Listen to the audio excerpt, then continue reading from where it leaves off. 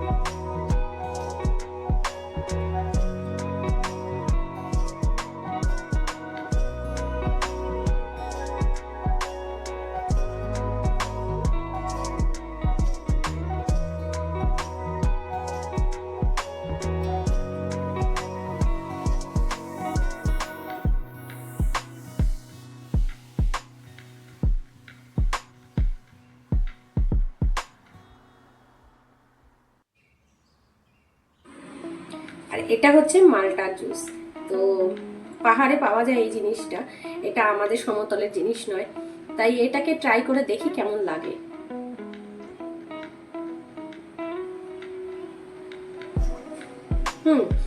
কমলা লেবুর রসের মতো, একদম কমলা লেবুর যেরকম হয় ঠিক সেরকম, খুব একটা ডিফারেন্স না, বেশ মিষ্টি।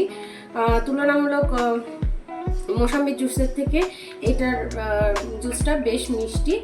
আর যেটুকুনো আমি শুনেছি বা জেনেছি যে মালটা অনেকটা গুণাগুণ সম্পন্ন, নর্মাল মৌসুমী বা কমলা লেবুর থেকে দ্বিগুণ গুণাগুণ সম্পন্ন।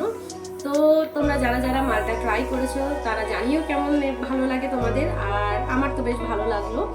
আর একটু দামটা বেশি, কারণ এটা হয়তো পাহাড়ের থেকে ইম্পোর্ট করা হয়, আনা হয় আমাদের সমতলে, তার জন্য হয়তো এটার দামটা একটুখানি বেশি মনে হতে পারে।